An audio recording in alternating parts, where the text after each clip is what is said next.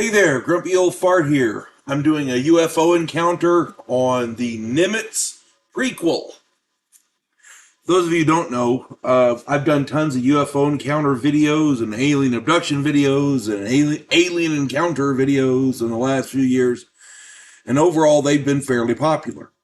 My reasoning for doing them is that the U.S. Navy and then the Pentagon announced that video and photos taken from Navy jet fighters showing the Tic Tac videos, the Tic Tac UFOs, they were indeed real. These photos and videos were taken by Hornets and a SWAC, a space seaborne warning and control aircraft off of the carrier NIMITZ. Check out my video, UFOs Evidently. I talk about it extensively in there. Then I learned about an encounter that the USS Nimitz had prior to that 2004 incident, where they encountered a UFO or a USO, unidentified submerged object, in August of 1991. That's what I'm going to talk about today. But before we get into that, if you enjoy my content, it would really help me out if you'd hit the like button, subscribe to my channel, share my content on social media, and post a comment or two. Remember, I welcome your comments, even if you disagree with me. If you enjoy a good book, check out my author page on Amazon. My pen name is H.L. Anderson. You can find all of my books there, all 7 of them. I like to think I write good stories that make you think. Now, August of 1991, the USS Nimitz was returning back to Hawaii after a deployment during the first Gulf War. It was a long deployment. The crew were tired, but they were heading home. It was in the Pacific Ocean, and everything seemed routine at the time. Suddenly, there was an alert, which required all personnel to get below decks. One crewman, Lieutenant Kevin Vi, did not make it before all of the hatchways were sealed. He was left the only crewman above decks. Vi testified that he witnessed a massive object exiting the ocean on the starboard side. This object was accompanied by a buzzing sound that seemed to penetrate everything in the area, including the hull, the deck, and himself.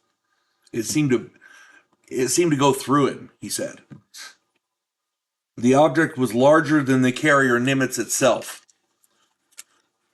There was a glow in the water beneath the object, and Vi couldn't tell if it was from lights beneath the object or from the ocean itself, but the glow was very, very pronounced. Vi was an active duty officer on an American warship. He was a lieutenant. He was familiar with all manner of airships and aircraft from around the world. He believes this object was not from our world. The craft hovered just above the height of the Nimitz, but about 200 yards off to the starboard. Other than the buzzing, it made no sound. It had no color and appeared almost like glass. Suddenly, after hovering there for about 15 minutes, the craft shot up into the sky. It went from stationary to a pinprick in the sky in about a half second.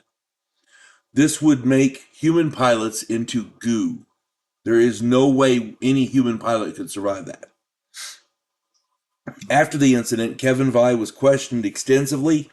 He told them nothing, not wanting to appear like a lunatic.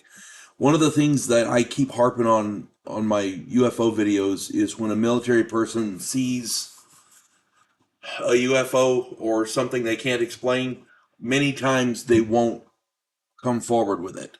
They won't tell about it because they're afraid of losing their careers, and rightly so, because it's happened. Pilots have lost flight status and things like that. People have lost their careers over it. People have been committed to insane asylums because of it. It's crazy. He didn't want to say anything. He just wanted to go on with his life. Vi later reported this incident to MUFON. Now, keep in mind, the carrier went on lockdown before the craft exited the water. Right before. So they knew. Either they knew ahead of time or they picked something up on their sonar or something. They got word, something. They knew. They knew ahead of time that this thing was coming out because they wanted all the men below decks so they couldn't see it. How many other military personnel have witnessed strange craft or phenomena and have kept it to themselves? I'd be willing to bet that Kevin Vi is definitely not alone. I've talked about this extensively, as I said, and frankly, it's disturbing that our military and our government would rather label somebody as a lunatic rather than want our personnel to report something they don't understand. Because if these things are real, now the Navy, no, coffee's done. Now the Navy has admitted that these UFOs are real. The Pentagon has admitted they're real. They're having congressional hearings now.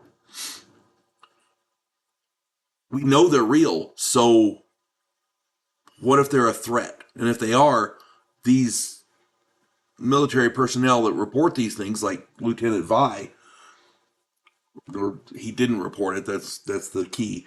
But people like him who have reported it, they've been ostracized. They've been punished. That sets a bad standard. Because if they're reporting something that's real and that could be a threat, one would think our military would want to know about stuff like that, you know?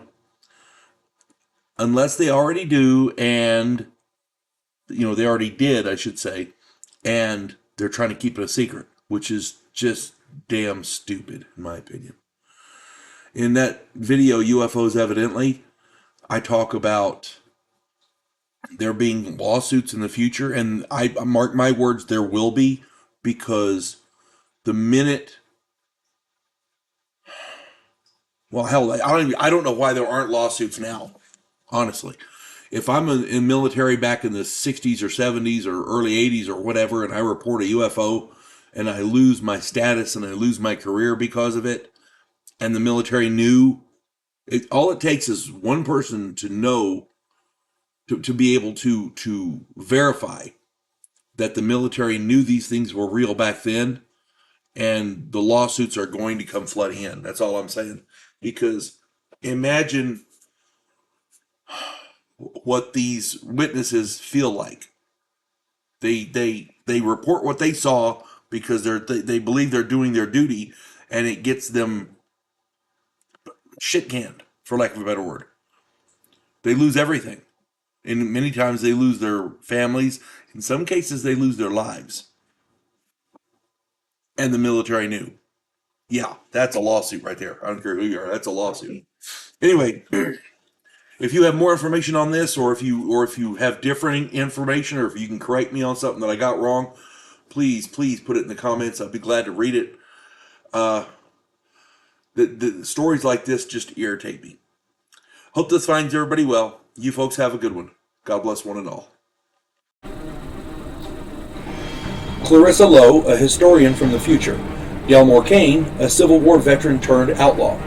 This oddball pairing faces a conspiracy of epic proportions spanning the centuries. If you like action and adventure westerns with a splash of science fiction and fantasy, check out my book series Drifters and their ongoing adventures.